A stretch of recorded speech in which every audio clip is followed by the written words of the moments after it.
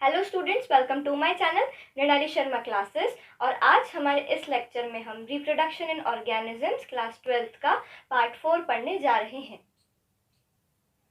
So students, very first topic today we are going to study is events of sexual reproduction. अब reproduction एक ऐसी process है students जिससे एक नया ऑर्गेनिज्म इस पृथ्वी पर आता है, राइट? तो इसका इलेबोरेट होना, कॉम्प्लेक्स होना ऑब्वियस है। इसके अंदर कई सारे ऐसे इवेंट्स होते हैं जो कि होना बहुत ज़रूरी है for the proper functioning of this process. तो उन सारे इवेंट्स को हम क्या बोलते हैं? Events of sexual reproduction. अब इन सारे इवेंट्स को वो जिस टाइमिंग पर हो रहे हैं उस बेसिस पर हमने उन्हें 3 टाइप्स में क्लासीफाई करा है: pre fertilization, fertilization and post fertilization. The very first one is pre fertilization. अब प्री फर्टिलाइजेशन से हम क्या समझते हैं स्टूडेंट्स? वो सारी प्रोसेसेस जो फर्टिलाइजेशन या syngamy, remember the term fertilization और सिंगेमी, यहाँ पर हमारा क्या मतलब है? Fusion of male gamete and female gamete to form a zygote. जब मेल गैमीट और फीमेल गैमीट फ्यूज होते हैं, जुड़ते हैं, उस प्रोसेस को हम क्या बोलते हैं? फर्टिलाइजेशन या फिर सिंगेमी बोलते हैं। ठीक है, तो उस प्रोसेस को क्या बोला जाता है? फर्टिलाइजेशन या सिंगेमी। और इस पूरी प्रोसेस के पहले जितने भी इवेंट्स हो रहे हैं उन्हें हम क्या बोलते हैं? Pre fertilization events. अब प्री फर्टिलाइजेशन में भी 2 मेन इवेंट्स हैं, those are gametogenesis and gamete transfer. So very first one we are going to study is gametogenesis. So students, now what do we understand by gametogenesis? gametogenesis का यहाँ पर क्या मतलब है बच्चों? कि गैमीट्स का बनना, साइंस में या स्पेसिफिकली बायो में जेनेसिस का मतलब होता है बनना, मतलब गैमीट का जेनेसिस मतलब बनना। The process of formation of male gamete and female gamete is known as gametogenesis. अब गैमीट्स को हम male gamete, female gamete, male gamete, female gamete बोल तो रहे हैं, बट हम उन्हें आइडेंटिफाई कर पा रहे हैं, मतलब उनकी कुछ ना कुछ बाहर की मॉर्फोलॉजी है, उनकी कुछ अपीयरेंस है। But there are many gametes which are not classified or we can not distinguish them as male gamete or female gamete।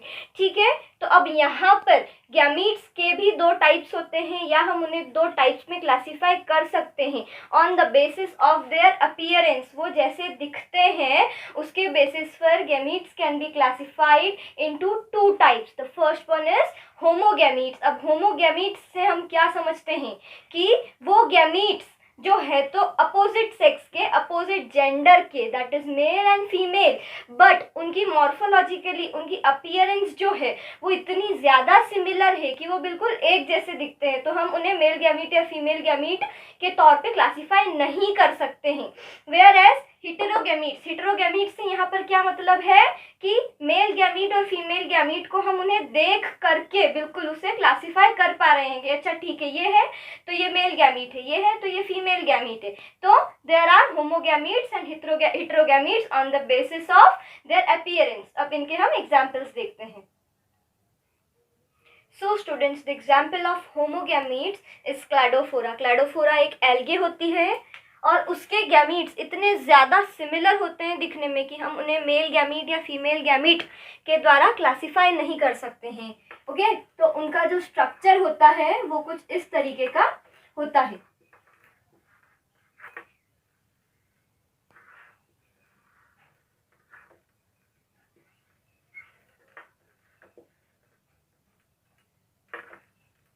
Okay, तो हम इनको देख करके क्लासीफाई नहीं कर सकते हैं कि ये मेल गैमीट है या ये मेल गैमीट है या कौन सा फीमेल गैमीट है। ठीक है, they are almost similar right in appearance, इसीलिए ये क्या हो जाते हैं? होमोगैमीट्स हो जाते हैं। वहीं यदि हम हिटेरोगैमीट्स की बात करें तो हिटेरोगैमीट्स के 2 एग्जाम्पल, फ्यूकस किस तरीके का दिखता है? उसका जो फीमेल गैमीट रहता है वो कुछ ऐसा रहता है,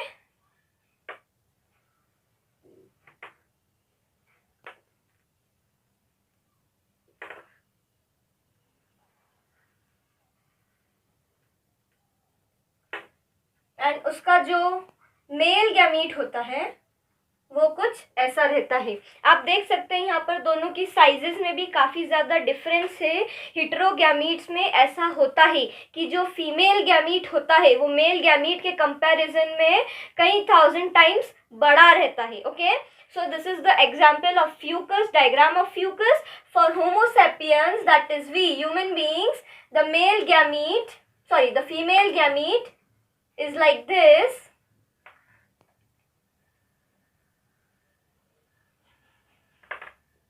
and the male gamete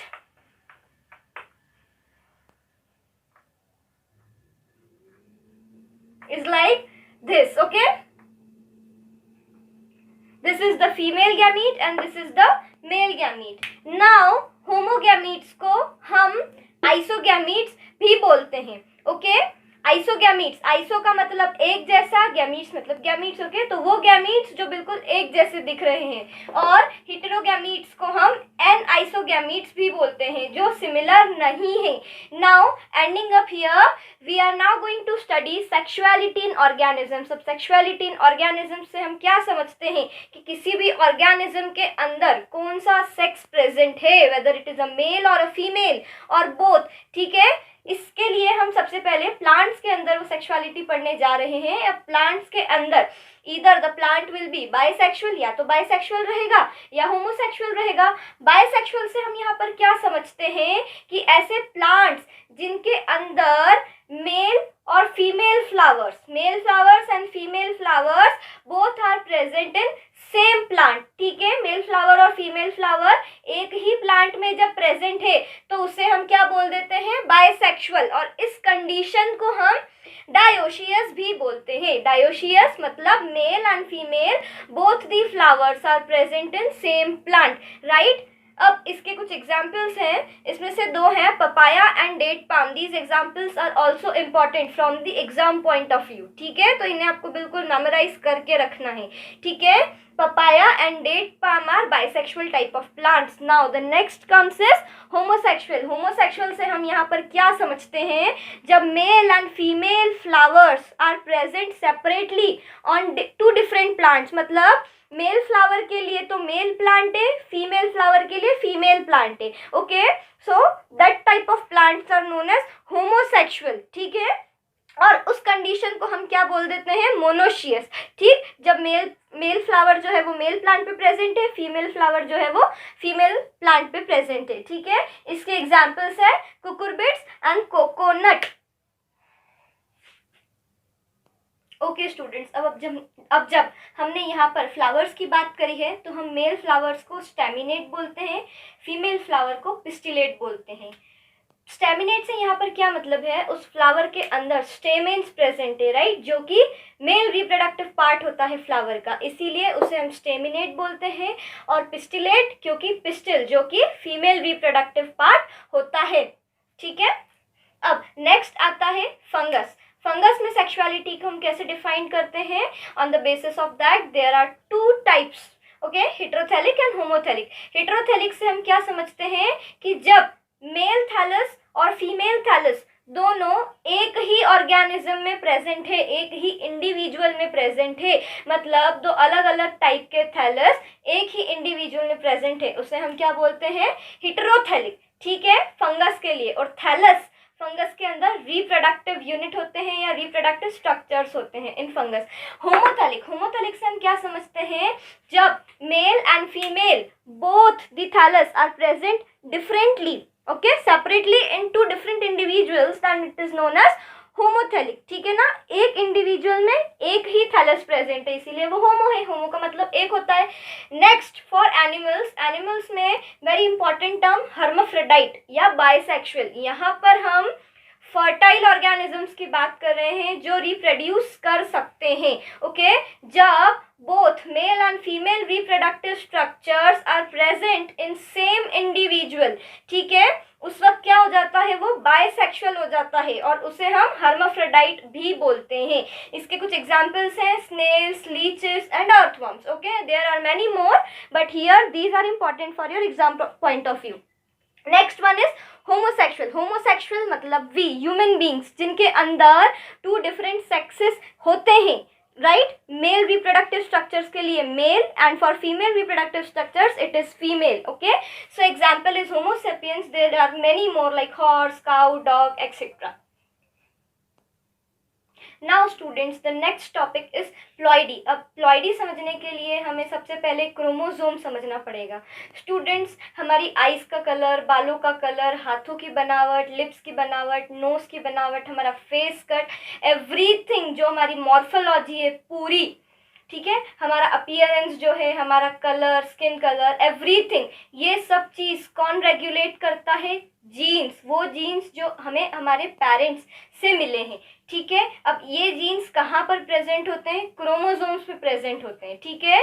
हमारे अंदर ऐसे 23 पेयर ऑफ क्रोमोसोम्स या बोला जाए 46 क्रोमोसोम्स है, और एक क्रोमोसोम के ऊपर करीब 5 से 6 हजार जीन्स प्रेजेंट होते हैं, जो एक एक फंक्शन को हमारे बॉडी के रेगुलेट कर रहे हैं, एक एक अपीयरेंस को रेगुलेट कर रहे हैं, ठीक है. तो अब यहाँ पर आप दो टर्म्स देख रहे हैं, डायप्लॉइड एंड हैप्लॉइड. इनसे हमारा क्या मतलब है? जब एक ऑर्गेनिज्म के अंदर क्रोमोसोम का पेयर प्रेजेंट होता है, मतलब एक नहीं दो क्रोमोसोम एक साथ प्रेजेंट है, ठीक है, तो उसे हम क्या बोल देते हैं? डायप्लॉइड बोल देते हैं. डाई मतलब टू, और हम प्लॉइडी को कैसे रिप्रेजेंट कर देते हैं? 2n से. अगर ऑर्गेनिज्म डायप्लॉइड है, उसके अंदर पेयर ऑफ क्रोमोसोम प्रेजेंट है, क्रोमोसोम का पेयर प्रेजेंट है, तो उसे हम क्या बोलेंगे? 2n. And when there is no such pair present, जब सिंगल क्रोमोसोम प्रेजेंट है, पेयर नहीं है उसका, उस वक्त हम उसे क्या बोलते हैं? हैप्लॉइड बोलते हैं. और ऐसी प्लॉइडी को हम कैसे रिप्रेजेंट करते हैं?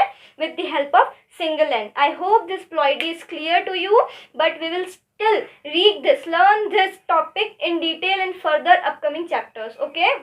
अब हमारा नेक्स्ट या सेकेंड प्री फर्टिलाइजेशन इवेंट है गैमीट ट्रांसफर. गैमीट ट्रांसफर से क्या मतलब है students?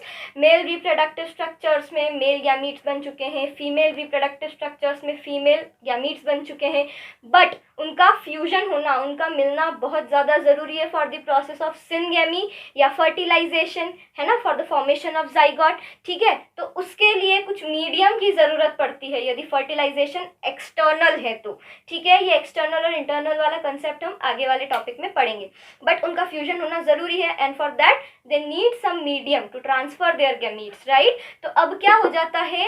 Algae, bryophytes and pteridophytes plant की हम बात कर रहे हैं.